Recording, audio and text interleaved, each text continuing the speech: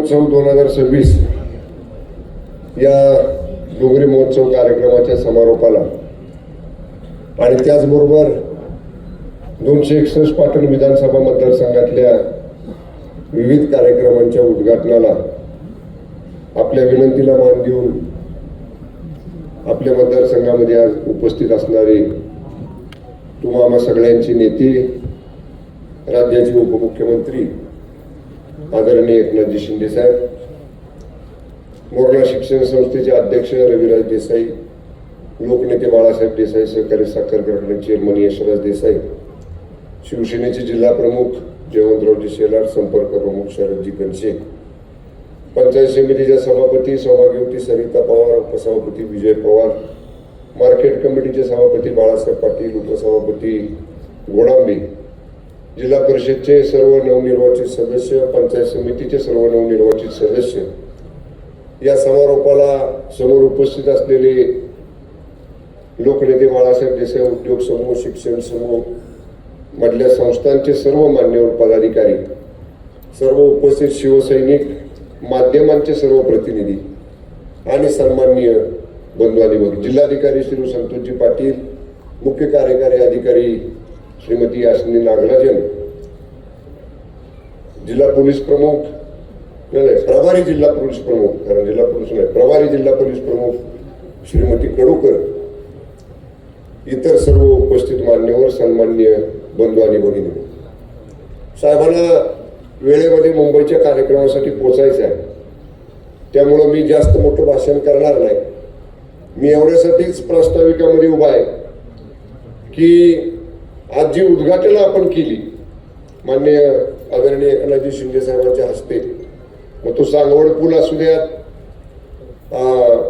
शिवदौलत stadium असू द्यात, समोर असलेलं म्युझिकल फाउंटन, लेझर शो असू द्यात, किंवा या ऑडिटोरियम सभागृहामध्ये आपण बसलोय ते स्वर्गीय शिवाजीराव देसाई स्मृती भवन असू द्या, या सर्व कार्यक्रमाला निधी मी आवर्जून सांगेन आदरणीय एकनाथजी शिंदे साहेब मुख्यमंत्री असताना पत्र मी नुसतं लिहिलं तरी त्याच्यावर निधी मंजूर व्हायचा.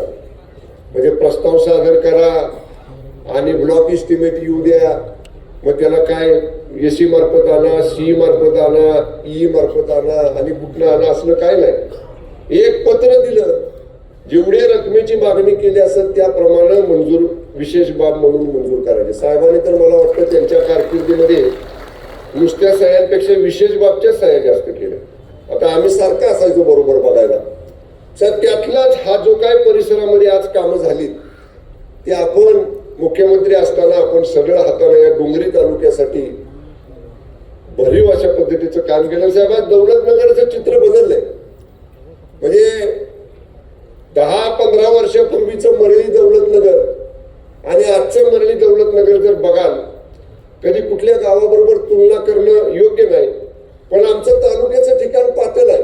आमचं तहसील कार्यालय, प्रांत कार्यालय, BDO कार्यालय, पंचायत समिती, bus stand, police station, court कार्यालय, स्टॅम्प कार्यालय, रजिस्ट्रार कार्यालय सगळी पाटणमध्ये आहे. पण एवढ्या सुविधा पाटणमध्ये मिळतात का बघायला? मिळतात नाही बघायला मिळत साहेब. त्यामुळं आम्ही हे मरळीसारख्या खेडेगावात करू शकलो. लोकनेते स्वर्गीय बाळासाहेब देसाई साहेबांचे आशीर्वाद, स्वर्गीय आबासाहेबांचे आशीर्वाद आणि आपल्या मुख्यमंत्रीपदाच्या काळात आपण सरळ हाताने या तालुक्याला केलेली मदत, त्यातलाच एक भाग साहेब मगाशी आमच्या संयोजकाकडनं राहून गेलं. साहेब विधानसभेच्या अधिवेशनामध्ये मी आपल्याला मागणी केली होती की महाराष्ट्र दौलत लोकनेते बाळासाहेब देसाई शताब्दी स्मारक संकुलाचा जो परिसर आहे त्याच्या उर्वरित कामांसाठी आम्हाला निधी हवा आहे. आणि आपण साहेब तात्काळ 25 कोटी रुपये त्यासाठी मंजूर केले. त्याच्या मंजुरीचा आदेश आपल्या हातनं यशराज देसाई आणि रविराज देसाई, जयवंतराव शेलार स्वीकारतील आपला कार्यक्रम झाल्यानंतर. कोणाकडे आहे ते कॉपी? कोणाकडे? म्हणजे नुसतं घोषणा नाही साहेबांनी केली, आज ते मंजुरीचा आदेश आलाय. आणि मला साहेब MMRDच्या मुखर्जींनी सांगितले की आपल्या मान्यतेनं निधी लगेच वर्ग करतो. या ग्रामीण भागामध्ये साहेब आपण रस्त्याचं जाळं विणलं, पिण्याच्या पाण्याचं जाळं विणलं. शेतीसाठी विशेषतः मागच्या 5 वर्षात तारेला 100 मीटर हेडवर पाणी देण्याची योजना आपण केली. मोरला गुरेकरला धरणातलं पाणी नदीत सोडायचं, नदीतलं शेतकऱ्याला स्वतःच्या खर्चाला उचलून बांधावर न्यायचं, असा आराखड्यामध्ये प्रस्ताव होता. आपण मुख्यमंत्री असताना त्याची बैठक घेतली आणि आपण सांगितलं की शेतकऱ्याच्या बांधावर बंदिस्त पाईपलाईननं पाणी द्या. आज उजव्या तीरावर आणि डाव्या तीरावर मोरला गोरेगावच्या दोन्ही ठिकाणी बंदिस्त पाईपलाईनचं काम चालू आहे. आज शेतकऱ्याच्या बांधावर शासनाच्या खर्चानं पाणी जाणार आहे. एकाही शेतकऱ्याला स्वतःची मोटर या ठिकाणी बसवावी लागणार नाही. ही लोकहिताची कामं ही आपल्या मतदारसंघामध्ये या ठिकाणी आपण केलेली आहे. राजकीय बोलण्याचे व्यासपीठ नाही, पण आज एकनाथ उमले इथं आहेत, अजित आहे, आम्ही सगळेजण आहोत. मागच्या साहेब जिल्हा परिषदच्या बॉडीमध्ये जिल्हा परिषदच्या शिवसेना चिन्हावर निवडून आलेले 2 सदस्य आणि विजय पवार शिवसेना पुरस्कृत आघाडी करून उभं राहिलेले 1 सदस्य, असे 3 सदस्य जिल्हा परिषदमध्ये आपले होते. आपल्या नेतृत्वाखाली या निवडणुकीमध्ये साहेबांनी 3 वरनं 15 वरती गेलो. जिल्हा परिषदमध्ये सदस्यांची संख्या आपली 15 पोहोचली. जिल्ह्यात शिवसेना वाढती साहेब. पाटण, कराड उत्तर, कराड दक्षिण या ठिकाणी तर आम्ही आहोतच, पण आज जावली घ्या, महाबळेश्वर घ्या, फलटण घ्या, सह्याद्री कदम आमचे आहे तिथं. आम्ही सगळेजण मिळून, संजीव बाबा नाईक निंबाळकर, रामराजे नाईक निंबाळकर, आम्ही सगळ्यांनी मिळून आज साहेब शिवसेनेची ताकद जिल्ह्यामध्ये प्रचंड मोठ्या प्रमाणामध्ये वाढवण्याचे काम सुरू केलेलं कालच्या जिल्हा परिषद पंचायत समितीमध्ये आपल्याला ते दिसलं. मी आपल्याला एवढं साहेब सांगेन, आपण या जिल्ह्याचे सुपुत्र आहात. आपण नेहमी म्हणता सातारा असेल, कोयनाघाट असेल की माझ्या जिल्ह्यामधला, मी सातारा जिल्ह्यामधला आहे, मला माझ्या जिल्ह्यातल्या मातीकडे माझे पाय ओढले जातात, शेतात माझ्या मी रमतो. असा शेतकऱ्याच्या परिवारातनं, शेतकऱ्याच्या मातीतनं, शेतकऱ्याच्या पोटी जन्माला आलेला राज्याचे मुख्यमंत्री होतात, उपमुख्यमंत्री होतात, पण त्यांच्या राहण्यात, त्यांच्या बोलण्यात, त्यांच्या वागण्यात, त्यांच्या कामात इंचभर सुद्धा बदल या ठिकाणी आम्ही कधी या ठिकाणी पाहिला नाही. साहेब मुख्यमंत्री झाले आणि आम्ही सगळेजण जेव्हा भेटलो, सगळे आमदार मंत्री, आणि सीएम साहेब म्हणून आम्ही त्यांना म्हणायला लागलो. साहेब म्हणले मला ते सीएम साहेब म्हणलेलं आवडत नाही. तुम्ही मला जसं पहिल्याप्रमाणे कोण भाई म्हणायचं, कोण साहेब म्हणायचं, कोण दादा म्हणायचं, म्हणजे पदाला हपपलेला माणूस तो नाही. कार्यकर्त्याच्या मध्ये रमणारा, माझा कार्यकर्ता मोठा झाला पाहिजे, माझ्या कार्यकर्त्याला पाठबळ मिळालं पाहिजे, राजकीय ताकद मिळाली पाहिजे, या मानसिकतेतनं काम करणारे आदरणीय शिंदे साहेब आहेत. मी जास्त भाषण या ठिकाणी करत नाही, साहेबांचं मार्गदर्शन आपल्याला ऐकायचं आहे. साहेब आपण मंजुरीचं पत्र आता द्यालच, पण माझी विनंती आहे की आपण जर मुखर्जीला सूचना केल्या आणि त्याचा निधी वर्ग आमच्याकडे केला तर ताबडतोब त्याचं टेंडर काढून ती कामाची सुद्धा या ठिकाणी आम्हाला पावसाळ्याच्या आधी सुरुवात करता येईल. यापूर्वी जसं आपलं लक्ष या 261 पाटण विधानसभा मतदारसंघावरती होतं, तसंच लक्ष याही पुढच्या काळामध्ये आपलं राहावं. ज्या कोयनाजवळ डोंगरी महोत्सवाची आपण सांगता करतोय साहेब, मी आपल्याला कल्पना दिली त्याप्रमाणे कृषी प्रदर्शन, पशुपक्षी प्रदर्शन, महिला बचत गटांचं प्रदर्शन, खाद्य जत्रा, बालमेला, बोटिंग, घोडसवारी, उंट सवारी, बग्गी राईड, पॅराग्लायडिंग आणि रोज संध्याकाळी एक सांस्कृतिक कार्यक्रम. पहिल्या दिवशी आपण पोवाड्यांचं सादरीकरण केलं, दुसऱ्या दिवशी भजनांचं सादरीकरण केलं, तिसऱ्या दिवशी राज्यातल्या ब्रास बँड पथकांचं सादरीकरण केलं.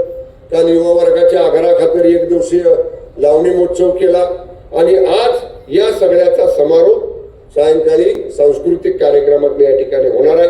आम्हाला सगळ्यांना साहेब मनापासून आनंद झाला असता की संध्याकाळच्या सांस्कृतिक कार्यक्रमाला किमान थोड्या वेळ जरी आपण थांबला असता, पण मला माहिती आहे मुंबईतल्या महत्वाच्या कार्यक्रमासाठी आपल्याला जायचंय आणि 4:15च्या आज जर चॉपरने टेकअप केलं नाही तर आपल्याला थोडंसं लवकर निघावं लागेल, म्हणून जास्त मोठं भाषण मी करत नाही. आपलं असंच लक्ष आमच्या 261 पाटण विधानसभा मतदारसंघावर राहावं एवढी विनंती करतो. या जिल्ह्यामध्ये जिल्ह्याचा पालकमंत्री म्हणून आणि या मतदारसंघाचा आमदार म्हणून आपलं हार्दिक मनपूर्वक स्वागत करतो आणि थांबतो. धन्यवाद. जय हिंद, जय महाराष्ट्र. छत्रपती शिवाजी महाराज की जय. भवानी. धर्मवीर छत्रपती संभाजी महाराज की जय। कोयना दौलत डोंगरी महोत्सव, कोयना हे आपलं दौलतच आहे आणि त्या नावाचा महोत्सव होतोय, त्याच्यापेक्षा दुसरा काय आनंद असतो। आणि या डोंगरी महोत्सवाला उपस्थित संयोजक या जिल्ह्याचे पालकमंत्री शंभूराज देसाई, जिल्हाधिकारी Santosh Patil ji, CO ZP Yashni Nagarajan madam, Vaishali Kadukar madam, आपल्या प्रशासकीय SP madam, Gatne MTDC, Raviraj Desai, Yashraj Desai, Sharad Kanse, जेवण शेलार, BN पाटील, रोकडे आपले सुप्रिटेंडेंट इंजिनियर, अशोक पाटील, सविता पवार, सभापती पंचायत समिती, विजय पवार, बाळासाहेब पाटील, विलास गोडांबे आणि व्यासपीठावरील सर्व सन्माननीय मान्यवर, जेवढी नावं माझ्याकडे आहेत तेवढी वाचलेली आहेत मी, बाकी राहिले असतील ते सर्व पदाधिकारी, सर्व मान्यवर आणि या सभागृहात जमलेल्या माझ्या लाडक्या बहिणींनो आणि लाडक्या भावांनो, खरं म्हणजे निसर्गरम्य अशा ऐतिहासिक अशा सातारा जिल्ह्यात या कोयना डोंगरी महोत्सव गेले 5 दिवस या ठिकाणी आयोजित केलेला आज शेवटचा दिवस आहे। पण शंभूराज मला म्हणाले की लोकांची मागणी आणखी वाढवा, ते सरकार लोकांचं आहे, जनतेचं आहे, वाढवून टाका। शेवटी आपण जे काय करतो ते लोकांसाठी करतो। आपण म्हणतो सर्वसामान्यांचं सरकार आहे।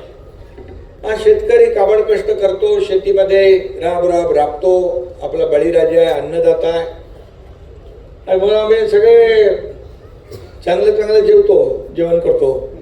मग त्यांना या अशा प्रकारच्या सांस्कृतिक कार्यक्रमाच्या माध्यमातून एक मेजवानी दिली तर उलट आपण त्यांच्या उपकाराची थोडीफार का होईना परतफेड करतोय, अशा प्रकारचं एक भावना आपल्या मनामध्ये आहे। या महोत्सवाचं आयोजन केल्याबद्दल माझे सहकारी पालकमंत्री शंभूराज देसाई आणि त्यांची सर्व टीम, शासकीय प्रशासकीय सर्व या भागातील आपले आयोजक, या सगळ्यांचं मनापासून मी अभिनंदन करतो। कारण शहरी भागामध्ये मोठे मोठे प्रकल्प होतात, कार्यक्रम होतात, पण ग्रामीण भागामध्ये अशा प्रकारचे भव्य दिव्य सोहळे कमी पाहायला मिळतात। आपण महाबळेश्वर फेस्टिवल देखील केला, अतिशय चांगल्या दर्जावर उंचीवर नेणारा फेस्टिवल झाला तो, आणि हा देखील चांगला होतोय। कोयना बॅकवॉटर फेस्टिवल पण आपण डिसेंबर जानेवारीमध्ये करतोय। निसर्गरम्य असा परिसर आहे आणि कोयना बॅकवॉटर फेस्टिवल तर मला वाटतं जागतिक दर्जाचा होईल। देशातलेच नाही, जगभरातले लोक त्या ठिकाणी आल्याशिवाय राहणार नाहीत, कारण हा असा आपला निसर्ग आहे। आणि म्हणून या साताऱ्याच्या पर्यटनाला राष्ट्रीय आणि आंतरराष्ट्रीय नकाशावर मानाचं स्थान मिळवून देण्यासाठी अशा प्रकारचे उपक्रम, कार्यक्रम, महोत्सव राबवणं ही काळाची गरज आहे आणि म्हणून हे आपण करतो आहे। आणि महाराष्ट्र राज्य पर्यटन विकास महामंडळ आणि पर्यटन विभागाचे सर्व अधिकारी कर्मचारी यांनी देखील मेहनत घेतली। या सगळ्यांचं अभिनंदन करायला पाहिजे, त्यांना धन्यवाद द्यायला पाहिजे। मी नेहमी सातारचा भूमिपुत्र आहे याचा मला सार्थ अभिमान आहे आणि मी नेहमी सांगत असतो की आता शंभूराजने सांगितलं, जेव्हा मी गावी येतो तर गावी आलो की मी काय नुसता गावाला आराम करायला येत नाही, तिथं जत्रा असते लोकांची, तिकडं काय म्हणतो आपकी अदालत, आपला दरबार, जनता दरबार सुरू असतो आणि तो एक ठराविक वेळ असतो. पण नंतर मी आणि अगोदर सकाळी शेतीमध्ये जातो, आपोआप माझे पाय शेतीकडे वळतात आणि हात मातीमध्ये वळतात. कारण शेवटी मी एका शेतकऱ्याचा मुलगा आहे आणि शेवटी शेतकरी हा शेतकरी आहे. आणि मग मी आल्यानंतर कलेक्टर इकडे आहे, त्यांना माहीत आहे, आणि अगोदरचे पण आपली दुडी होते. मी आलो की 1000, 500, 2000 झाडं तर लावतोच म्हणजे लावतो. आणि माझ्याकडं आता शंभराजला माहीत आहे वेगवेगळ्या व्हरायटी केल्यात. म्हणजे आता आपल्या भागामध्ये भात आणि नाचणी वगैरे या सगळ्या गोष्टी वरी वगैरे होते, परंतु माझ्या भागामध्ये त्या भागामध्ये आम्ही क्लस्टर शेतीचं प्रयोजन केलं. एकत्रित समूह शेती, एकत्र येऊन शेतकऱ्याने, कारण लँड होल्डिंग छोटी छोटी असल्यामुळे एकत्र क्लस्टर शेतीची आवश्यकता आहे, त्याला आपल्याला प्राधान्य द्यायचं आहे. त्याचबरोबर आमच्या शेतात आम्ही तिकडं आंबा तर आहेच, काजू पण आहे, जांभूळ पण आहे, आवळा पण आहे, तिथं काश्मीरमधला सफरचंद पण आहे आणि आवाकडू पण आहे, चंदन आहे, रक्तचंदन आहे, अगरवूड आहे, सगळ्या प्रकारचे झाडं तिथं लागलेली आहेत. आणि आता मी तिथं सांगितलंय की नवीन प्रयोग करायचा, ॲप्रिकॉट आणि आपलं केसर, कॉफी लागलेली आहे, कॉफीचं शेत होत आहे. आता मोठे त्या ठिकाणी मळे होऊ शकतील, लोक एकत्र येऊन काम करू शकतात. बांबूची लागवड कलेक्टर महोदय किती झाली आपल्याकडे? 8000 एकर. एकरामध्ये लोकांनी कन्सेंट दिलेले आहेत. बांबू पहिलं कोणी दुर्लक्षित होतं, मग मी त्या पाशा पटेलला मुख्यमंत्री असताना त्याचा प्रमुख केला. म्हणाले बांबूचे काय, तू काय बांबूला काय दुर्लक्षित समजतो? बांबू फक्त काय जाताना वापरत नाही माणसं. बांबू पासून कितीतरी एअरपोर्ट बनवलेत. मँगलोरचा एअरपोर्ट बनवलाय, आपलं दिल्लीचं संसद भवनामध्ये बांबू वापरला आहे. या ठिकाणी बांबूचे बाय प्रॉडक्ट एवढे आहेत, खूप मोठ्या प्रमाणात. बांबूचे दागिन्यापासून मला त्या काय त्याचं नाव, पाशा पटेलने टी शर्ट पण मला दिलाय, टॉवेल पण दिलाय, चष्मा पण बनवलाय, घड्याळ पण बनवलंय बांबूचं. एवढं सगळं बांबूचं बाय प्रॉडक्ट आहे. आणखी काय काय बघा, कुठे कुठे अजून बांबू लावायला लागतात ते पण लावतात. याचाही उपयोग होतो.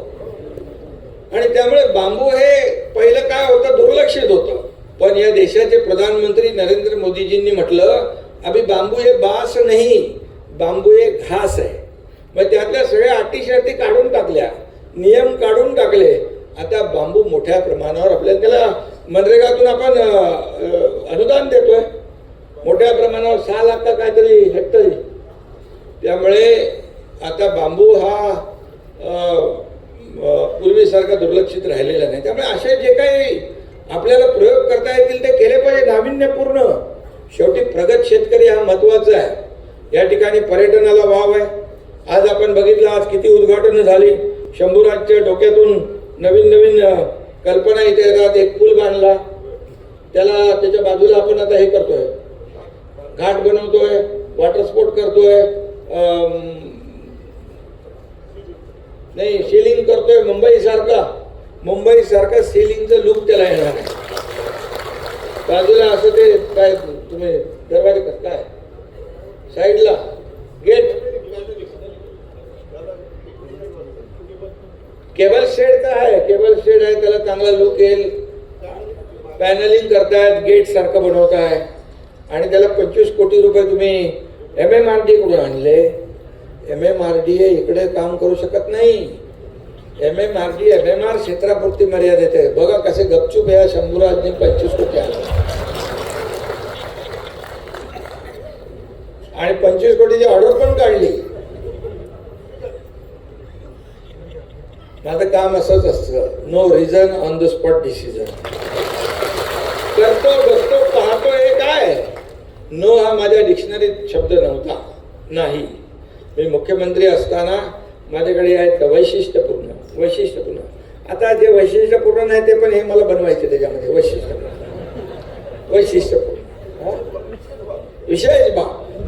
विशेष बाब, स्पेशल केस, आता त्याच्यामध्ये MMRDA कडून 150 कोटी रुपये मी दिले, ते आपल्या घर पडली त्यांना,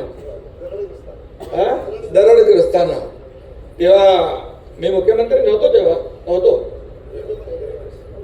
UD मिनिस्टर होतो, पण मी माझ्या अधिकाराचा वापर केला. मी म्हणालो MMRDA आमचे अधिकारी आहेत, त्यांना म्हणालो तिकडे दरड पडली आहे, लोक आपले संकटात आहे, मग संकट तिथं आपण धावून गेलं पाहिजे, आपत्ती तिथं आपण धावून गेलं पाहिजे. काय करायचं साहेब? बोले घरं बांधायचे तिकडं. अरे बोले MMRDA क्षेत्राच्या बाहेर आहे. अरे बोले ती माणसंच आहेत ना, ती इथं राहणारी का तिथं राहणारी माणसंच आहेत, जीव सारखाच आहे. आणि लगेच मी बोलो माझा आदेश लिहून टाका, माझी सही घ्या, 150 कोटी रुपये आपण मंजूर केले. त्यातले ते लोक आले होते, आता घर मिळालं. आता इथं घर त्यांना एक आनंद, चांगलं घर झालंय ना, क्वालिटी. तर चांगले क्वालिटीची घरं त्या ठिकाणी होत आहेत. ते लोक राहायला गेलेत, आणखी लोक जातील. शेवटी आपली बांधिलकी सर्वसामान्य लोकांशी आहे, सर्वसामान्य लोकांची आपली नाळ जुळलेली आहे. त्यामुळे हे सगळे जे काही मी मुख्यमंत्री असताना आतापर्यंतच्या इतिहासामध्ये अनेक निर्णय आपण घेतले. मुख्यमंत्री माझी लाडकी बहीण योजना घेतली, त्याला खूप लोकांनी विरोध केला, पण मी पण गरिबी पाहिली आहे, माझ्या आईची पत्नीची तगमग पाहिली आहे, काटकसर पाहिली होती मी, ते लक्षात होतं माझ्या. जेव्हा माझ्याकडे अधिकार येईल तेव्हा मी काहीतरी यांच्यासाठी करीन, आणि मग त्यातूनच मुख्यमंत्री माझी लाडकी बहीणचा जन्म झाला. किती विरोध झाला, कोर्टात गेले, कुठं कुठं गेले. मला बोले कुठं जायचं तिकडे जा, तुम्हाला पण तुम्हाला काय टिकून देणार नाही मी. आणि लाडक्या बहिणींना पण मी सांगितले, बघा हे दुष्ट सावत्र भाऊ तुमचा विरोध करतायत, निवडणुकीमध्ये येणं चांगलं बरोबर, एक खोडा घालणाऱ्यांना काय दाखवायचा असतो ते दाखवा बरोबर. आणि लाडक्या बहिणीने एवढा मोठा दाखवला की 232 नंबरचा जोडा दाखवून टाकला, पार सापडा सूप झाला.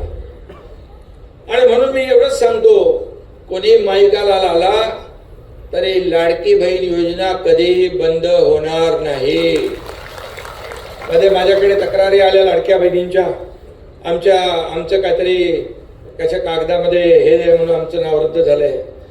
मी लगेच आपल्या महिला बालकल्याण विभागाच्या मंत्री त्यांना सांगितलं, मुख्यमंत्री तिकडे होते, बोले 1 महिना वाढवून द्यायला लागेल EKYC करायला. शंभूराज 1 महिना वाढवलाय आपण, 1 महिना आता वाढवून दिलेला आहे ती EKYC करायला. त्यामुळे बघा, पात्र लाडक्या बहिणींना कुणी वंचित ठेवू शकणार नाही. आपण शेतकऱ्यांना 6,000 रुपये मोदी साहेब देत होते, त्या काळात नमो शेतकरी सन्मान योजना चालू केली आपण. 6,000 ते 6,000 हे म्हणजे वर्षाला 12,000 रुपये शेतकऱ्यांना देण्याचा निर्णय झाला. 6,000 मोदी साहेबांचे, 6,000 आपल्या सरकारचे. आपण ते मी मुख्यमंत्री असताना सुरू केला. आज शेतकऱ्यांना त्याचा फायदा मिळतोय. पीक विमा योजना आपण सुलभ केली. कर्जमाफीची योजना आम्ही तेव्हा जाहीर केली होती, कर्जमाफीची योजना जाहीर केली. आणि लाडक्या बहिणींना म्हणालो 1500 ना 2100 देणार. पत्रकार आता मला विचारतात कधी 2100 देणार? योग्य वेळी आम्ही देणार, बिलकुल देणार. आम्ही कधी प्रिंटिंग मिस्टेक म्हणणार नाही. एवढं सगळं ओढाताण होती तरी सुद्धा शेतकऱ्यांची कर्जमाफी अर्थसंकल्पात आम्ही निर्णय जाहीर केला आणि ते पैसे आम्ही देणार. शेवटी शेतकरी आपला मायबाप आहे. मी नेहमी सांगतो, या महाराष्ट्राच्या तिजोरीवर पहिला अधिकार कुणाचा असेल तर शेतकऱ्याचा, माझ्या शेतकऱ्याचा अधिकार.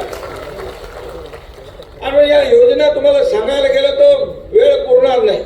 अगोदरच्या सरकारमध्ये 2 सुप्रमा मिळाल्या होत्या सिंचन योजनेच्या. काय शंभूराज तुम्ही पण होते. आणि मी मुख्यमंत्री असताना 175 सुधारित प्रशासकीय मान्यता दिल्या, 175. आणि आता या 1-1.5 वर्षामध्ये जवळपास टोटल मिळून आता 200च्या 225च्या वर गेलं. हे लाखो हेक्टर जमीन, शेतजमीन सिंचनाखाली येणार आहे. शेवटी शेतकऱ्याला तुम्हाला जगवायचं असेल तर या ठिकाणी हे निर्णय घ्यायला लागतील. बोंडारवाडी धरणाचं देखील आपण बोललोय. बोंडारवाडी धरणाची देखील एक बैठक लावू आपण, त्याला देखील चालना देऊ. शेवटी जे आपण बोललेलो आहे की बघा, काही गोष्टी लगेच होऊन जातात, काही थोडा शॉर्ट टर्म, लॉंग टर्म आणि मिड टर्म असं 3 प्रकारचं आपलं काम असतं. पण आम्ही जे बोललोय ते करणार, एवढं मात्र निश्चित लक्षात ठेवा. कारण आपल्याला खोटं बोलण्याचं काम बाळासाहेबांनी, आनंद दिघे साहेबांनी शिकवलं नाही. आणि म्हणून एवढ्या मोठ्या मोठ्या योजना केल्या, युवकांसाठी देखील योजना केल्या. त्यातल्या काही चालू आहेत, त्यातल्या काही सुरू करायच्या, त्या देखील सुरू होतील. स्किल डेव्हलपमेंट, लोकांच्या हाताला काम मिळालं पाहिजे. परदेशी गुंतवणूक येते. MIDC तुमच्या साताऱ्यात आहे ना शंभराज, तिकडं काय कारखाने आणा. उदय सामंतला सांगा, आम्ही सांगतो चांगल्या कारखाने आणा, चांगल्या आपल्या लोकांना हाताला काम मिळेल. हे सगळं केलं पाहिजे. हे शेवटी आपल्याला हे सगळं करून लोकांना हे करू शकतो. त्यामुळे आपल्याला जे मगाशीच मी जिल्हाधिकाऱ्यांना सांगितलं, गाळ मुक्त धरण आणि गाळयुक्त शिवार याच्यावर आपण काम करतोय. शेवटी हे सगळं जे काय आपल्याला दिलेलं आहे निसर्गाने, ते वाचवलं पाहिजे, ते वाढवलं पाहिजे, जपलं पाहिजे, जोपासलं पाहिजे. आणि म्हणून या सगळ्या गोष्टी ज्या आहेत, शंभूराज चांगलं काम करतायत. इकडं पूल रस्ते पण उभे करतायत, सांस्कृतिक कार्यक्रम पण करतायत. आणि माझं एकच सगळ्यांना सांगणं आहे, पर्यटनाला आता आपण रोपवेला पैसे दिले या अर्थसंकल्पात. रोपवे मंजूर केला नाही वासोटा, आणि तिथं देखील त्याच्यामुळे रोपवेमुळे मोठ्या प्रमाणावर पर्यटनाला चालना मिळेल. हे क्लस्टर शेतीमुळे नवीन नवीन प्रयोगामुळे लोकांना, शेतकऱ्यांना पैसे मिळतील. माझी इच्छा एकच आहे, या भागातला तरुण कोणीही नोकरीसाठी गाव सोडून बाहेर जाता कामा नये. जो गेलेला आहे तो पुन्हा इकडे परत आला पाहिजे. ही भूमिका आणि हा संकल्प आपला आहे. आणि म्हणून त्यासाठी बघा, कधी बघितलं होतं कोयना नदीवर पूल बघितले? आमच्या त्या तापोळ्यामध्ये पूल कंप्लीट होतोय. 3 पूल होत आहेत. एक आपटी ते तापोळा आपटी होतोय, एक तापोळा ते पलीकडच्या साईडला कांदट खोऱ्याचे 105 गावांना जोडतोय. दुसरा कोकणातून येणारा रस्ता पश्चिम महाराष्ट्राला जोडण्यासाठी तो देखील आपण पूल करतोय. म्हणजे पश्चिम महाराष्ट्र आणि कोकण हे जोडण्यासाठी देखील आपण काम करतोय. पामनोली दरे, त्यामुळे रस्ते होत आहेत. शेवटी कनेक्टिव्हिटी महत्वाची आहे, रस्ते महत्वाचे आहेत, या ठिकाणी सोयी सुविधा महत्वाची आहे. आणि शेतकरी जे काय हे करे, आपलं नॅचरोपॅथी सेंटर कलेक्टर महोदय आपण मंजूर केलं. दुसरं आणखी दुसरं काय मंजूर केलं आपण? आयुषमधून हेल्थ अँड वेलनेस सेंटर आपण मंजूर केलं. आता इथं तुमच्या सगळ्या भागात नवीन महाबळेश्वरचं काम सुरू झालेलं आहे. आणि नवीन महाबळेश्वर जरा कंजेस्टेड झालंय. आता सगळे पर्यटक तिकडे जरा जाम झालेत, त्यांना इकडे तुमच्याकडे फिरायचे मोकळ्या हवेमध्ये. आणि त्यामुळे नवीन महाबळेश्वर करण्याचा उद्देश काय? तुमच्या इथल्या सगळ्या जमिनींना भाव आहे. तुमच्या एकच्या माल, तुम्ही जे काय पिकवाल त्याला मोल येईल. तुम्ही जे काय प्रोडक्ट काढाल त्याला पैसे येतील. पर्यटनाला चालना मिळेल. सगळ्या गोष्टी याच्यामध्ये तुम्हाला एकच सांगतो, आमच्या शेतकऱ्याची एकही इंच जमीन सरकार घेणार नाही. आणि एवढंच सांगतो तुम्हालाही, शेतकऱ्याने देखील आपली जमीन ही काळी आई विकता कामा नये. इकडे सोनं होणार आहे. आमच्या गावात तर इकडे तर खूप डेव्हलपमेंट आहे. आमच्या इकडे गेलेले लोक वापस यायला लागलेत. पलीकडं कांदट खोऱ्यातली लोक वापस यायला लागले. बोले इकडं आता आम्हाला काय माहिती एवढं सगळं होणार आहे. दम धरायला पाहिजे होतं ना. आता येतात, ठीक आहे, ते आपलीच आहेत लोक. आणि म्हणून हे सगळं करत असताना ह्या अशा कोयना दौलत सारख्या उपक्रमाची देखील आवश्यकता आहे. शेवटी आपल्याला मोठ्या शहरांमध्ये असे उत्सव होतात. अरे ऑडिटोरियम बघा, अरे आमच्या ठाण्यासारखं आहे ऑडिटोरियम. एवढं मोठं ऑडिटोरियम आहे, कधी बघितलं होतं? जिल्हा लेवलला असतं, पण तालुका प्लेसला एवढा मोठा ग्रामपंचायतीमध्ये. शंभूराज किती हुशार आहे बघा. गुवाहाटीत होते, तिकडे धडाधड सह्या कधी घेतल्या मला माहित नाही. आणि तिकडून इकडे आल्यावर, मुख्यमंत्री झाल्यावर कधी सह्या घेतल्या त्या माहित नाही. मी तुम्हाला सांगतो, मी कधी दिलेलं या हाताचं या हाताला कळू देत नाही. माझं देण्याची वृत्ती आहे. जे माझ्याकडे जेवढे आमदार मंत्री आले ते सगळे काही ना काही घेऊन गेले. आता मला कधी कधी बोलवतात, इथं उद्घाटन आहे, हे आहे, पैसे कधी? बोले तुमच्या काळातले आहे. बोले अजूनपर्यंत चालू आहेत. बोले एवढे तुम्ही दिलेत की पैसे संपतच नाही. आणि म्हणून शेवटी आपण कोणासाठी देतोय? या लोकांच्या विकास कामांसाठी देतोय. आणि म्हणून मला समाधान देखील आहे आनंदही आहे. अजितदादा एकदा ठाण्याच्या कार्यक्रमात म्हणाले होते गडकरीमध्ये, मी मुख्यमंत्री होतो, देवेंद्रजी होते, ते होते आणि आम्ही तिघही होतो. म्हणजे एक पुस्तक प्रकाशनचा का काय कार्यक्रम होता माझ्यावर कोणी काढला, राज्यपाल पण होते त्यावेळेचे. अजितदादा आज आपल्यात नाहीत. आपलं दुःखाची घटना आहे ती. आणि आताच मी सुनेत्रा वहिनींचा फॉर्म भरायला बारामतीत गेलो होतो, तिथून इथं आलो. पण त्यावेळी अजितदादा म्हणाले होते की आतावरच्या महाराष्ट्राच्या इतिहासामध्ये सगळ्यात जास्ती सह्या करणारा मुख्यमंत्री कोण असेल त्यांचं नाव एकनाथ शिंदे. आणि आपलं काय रोग भरलाय पेन काढायचं सही करायला? अरे लोकांचे पैसे मुख्यमंत्री सहायता निधी 450 कोटी रुपये दिले. अगोदर किती दिले होते मला नाही माहिती, पण 450 कोटी रुपये दिले. हजारो लोकांचे प्राण वाचले. कधी बघितलं नाही कोण आहे, कुठल्या जातीचा, कुठल्या पातीचा, काय जीव वाचला पाहिजे हे मी बघितलं. आणि हजारो लोकांचे जीव वाचवण्याचं पुण्य मिळालं. लाडक्या बहिणींचं जशी योजना केली तसं त्यावेळेस माता सुरक्षित तर परिवार सुरक्षित ही योजना आम्ही केली सुरू. त्याच्यामध्ये देखील खूप मोठ्या 3 कोटी महिलांची तपासणी झाली, मुलांची तपासणी झाली, आरोग्याची तपासणी झाली. हे सगळं करायचं कशाला? हे कशाला पाहिजे सरकार? हे लोकांच्या कल्याणासाठी पाहिजे, लोकांच्या उद्धारासाठी पाहिजे. मला काय मिळालं यापेक्षा माझ्या जनतेला काय मिळालं हे बघणारं राज्यकर्ता पाहिजे. आणि ती शिकवण बाळासाहेब आनंदगे साहेबांनी आम्हाला दिली आहे. माझी प्रॉपर्टी किती, संपत्ती किती, पैसा किती, अंक किती, किती कमवलं यापेक्षा तुम्ही माणसं किती कमवली आणि माणसांचं प्रेम किती कमवलं हे महत्वाचं आहे. आणि भूमिका घेऊन मी चाललो आणि मला काही चिंता नाही. मला सगळ्या पदांपेक्षा सगळ्यात मोठं पद कुठलं असेल तर माझ्या या महाराष्ट्रातल्या लाडक्या बहिणींचा लाडका भाऊ ही मिळालेली ओळख सगळ्यात मोठी आहे. याचा आनंद आहे, मला समाधान आहे. आणि म्हणून आपल्या इकडची सातारची मंडळी आहेत, सरळ साधी भोळी असतात. पण एकदा शब्द दिला की शब्द दिला, मग तो पूर्ण करायचा, मग मागे फिरायचं नाही. एक बार मैंने कमिटमेंट कर दी तो फिर मैं खुद की भी नहीं सुनता. अशा प्रकारचं काम आपण केलं, अशा प्रकारचं काम केलं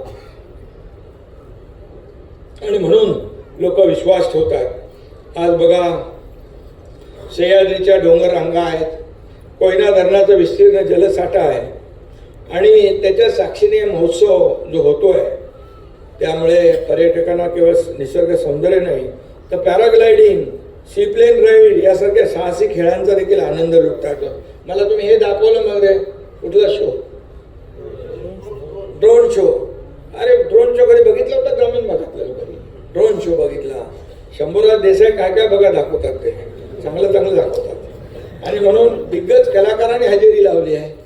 आज कितीतरी उद्घाटनं झाली, आपले स्टेडियम झालं, हे नाट्यगृह झालं, म्युझिकल फाउंटन झालं आणि काय झालं, लेझर शोचं झालं, तो रस्ता कोयनेवरचा तो झाला, त्याचा आता चांगला स्कूल झाला. आणि हे सगळं जे होतं आहे याबरोबर हे सगळं इथं हे पण आहे, दिग्गज कलाकार पण आले, सगळे लावणी वगैरे सगळं लावलं. तुम्ही नाही करत?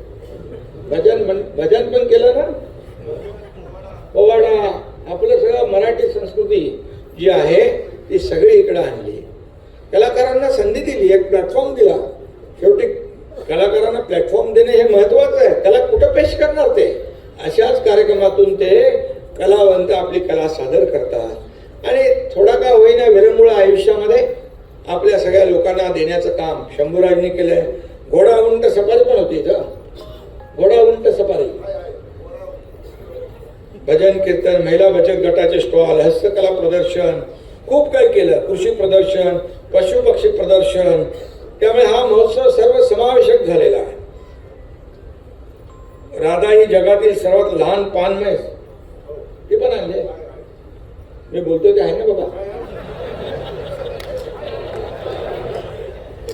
म्हणजे बघा कुठे कुठे काय नाही आहे ते इथं आणून दाखवलं तुम्हाला बघायला मिळणार नाही ते दिलं. कृषी प्रदर्शन, AI तंत्रज्ञान कसं वापरलं जाईल ते कलेक्टर मगाशी मला बोलत होते. आणि म्हणून या ठिकाणी आधुनिक परंपरा आणि आधुनिकता, बघा परंपरा तर पाळलीच पाहिजे पण आपण आता प्रगत झालं पाहिजे. आधुनिकतेकडे वळलं कळलं पाहिजे. AI चा जमाना आहे. शेतीमध्ये देखील AI आणल्यानंतर शेतकऱ्याचं जे काय उत्पादन आहे ते वाढल्याशिवाय राहणार नाही. याच्याकडे देखील आपलं लक्ष सरकार देत आहे. आणि म्हणून सर्व संपन्न गुण जिल्हा कुठला असा तर सर्व गुण संपन्न कुठला आहे? सातारा.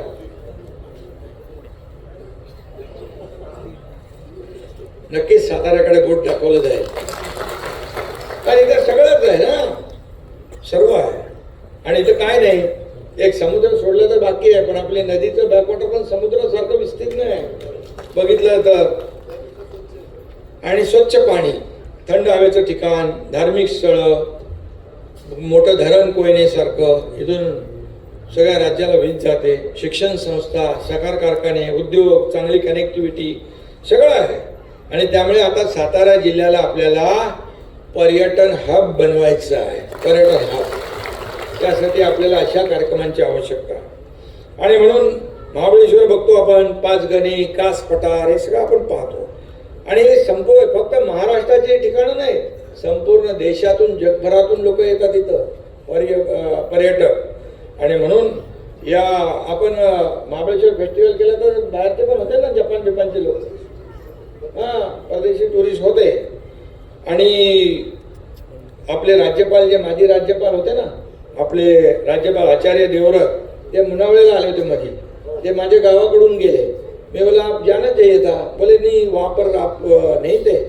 बोले स्वर्ग आहे, ह्याच्यापेक्षा दुसरं काय असू शकतं. स्वतः ते बोलले, राज्यपाल महोदय. आणि ते सेंद्रिय शेतीला प्राधान्य देणारे राज्यपाल आहेत. त्यांनी पाहिलं निसर्गरम्य परिसर, खुश झाले ते.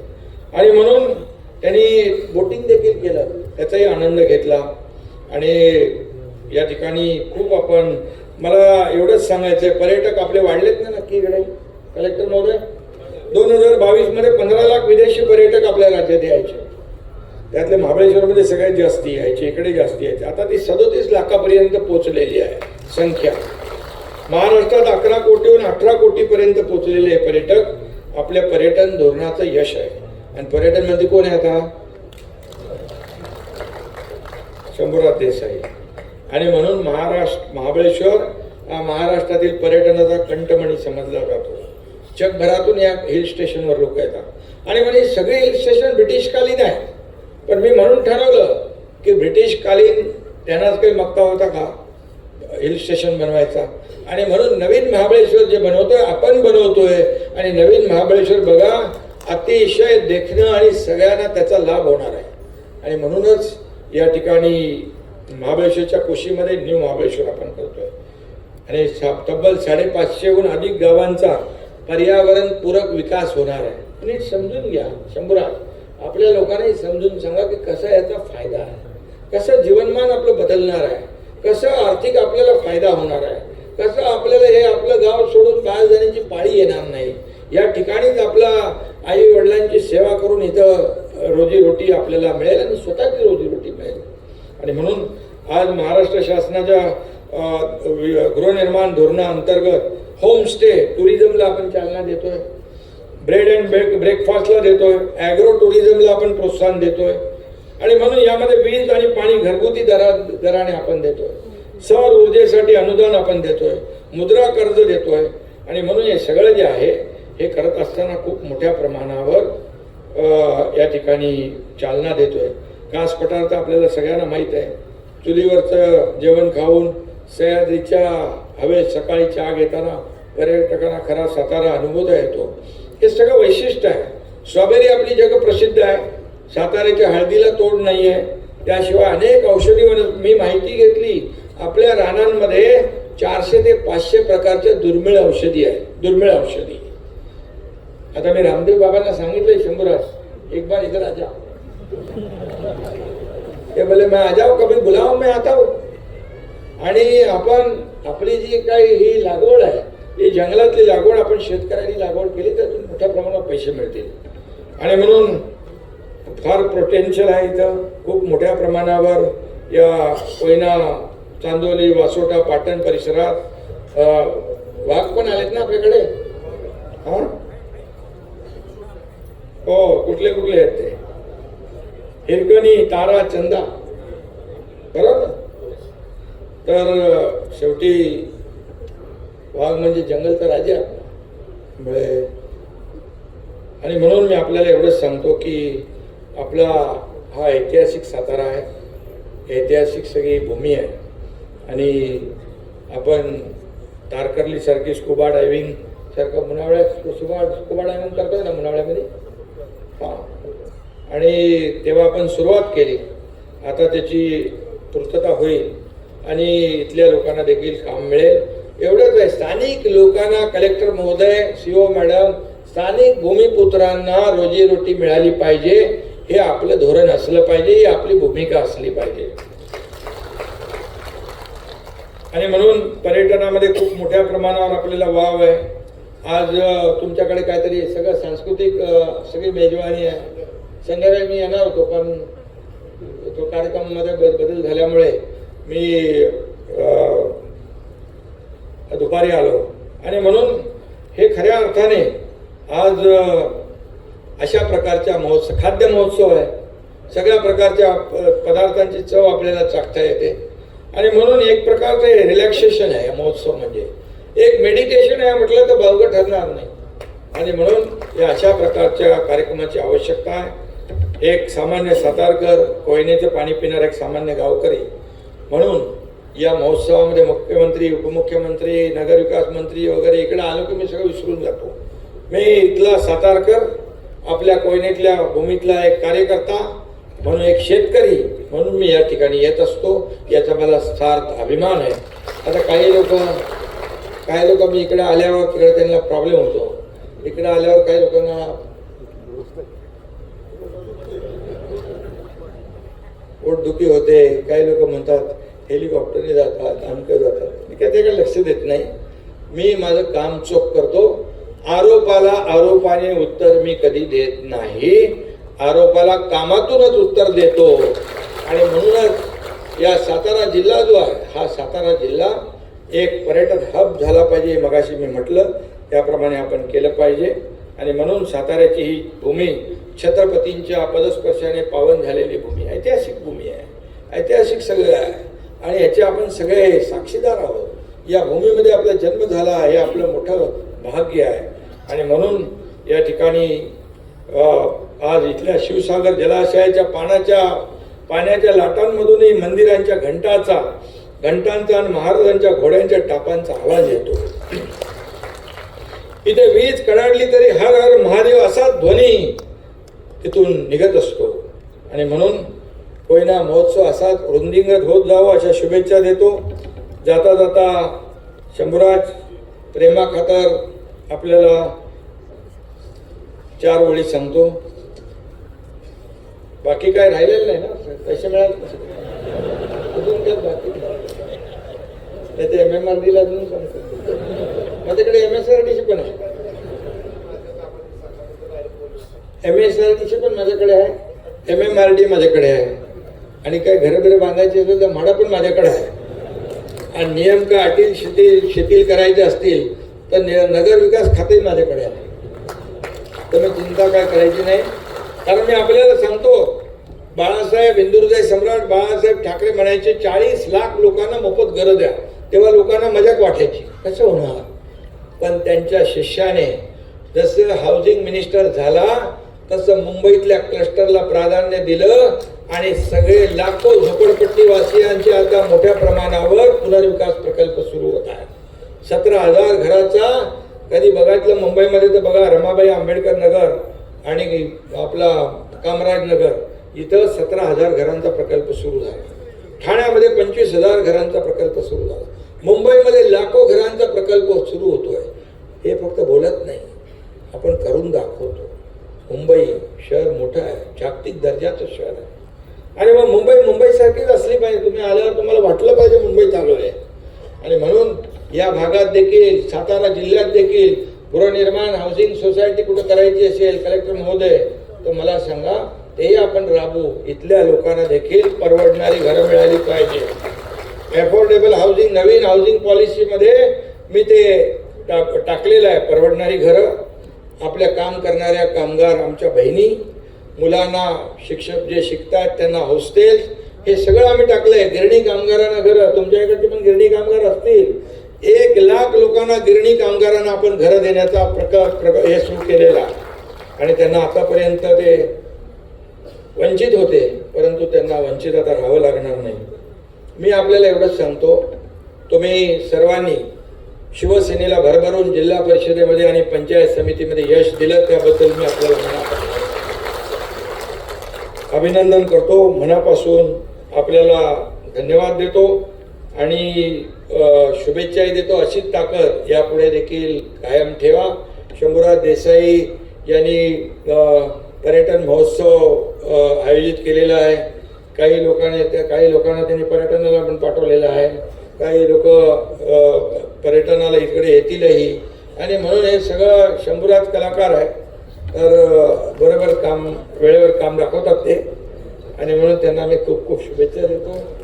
आणि जाता जाता एवढंच सांगतो की सह्याद्री की ठंडी हवा, कोयना का शांत जल, सह्याद्री की ठंडी हवा, कोयना का शांत जल, कास पठार पर फूलों की रंगीन बिछी अनमोल, कास पठार पर फूलों की रंगीन बिछी अनमोल, महाबलेश्वर की चादर ओढ़े 5 गनी मुस्कुराए, सातारा पुकारता है आओ यहाँ ठहर जाए, आओ यहाँ ठहर जाए. म्हणजे इकडे तुम्ही आता पर्यटन महोत्सवात लोकांना इकडे आकर्षित केलेला आहे आणि हे कायम ठेवा. हा जो काही उपक्रम आपण सुरू केलेला आहे तो कायम या ठिकाणी ठेवा आणि ज्याला काही तुम्हाला आवश्यकता पडेल तिथे डिपार्टमेंट कोणाचं आहे काय आहे ते काही चिंता करण्याची आवश्यकता नाही. तुम्हाला इथंच आता 250 कोटी रुपये MMRD दिले, बरोबर ना? आणि तुम्ही आता मी जेव्हा मुख्यमंत्री असताना दिलेले अजून कामं चालूच असतील, चालू आहे.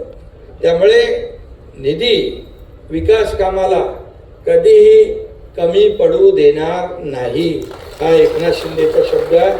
धन्यवाद. जय हिंद, जय महाराष्ट्र. आपल्या तालुक्यातील जिल्ह्यातील बातम्या सर्वप्रथम पाहण्यासाठी आजच सातारा न्यूजला YouTube चॅनलवर सबस्क्राईब करा, लाईक करा, शेअर करा आणि बेल आयकॉन प्रेस करायला विसरू नका.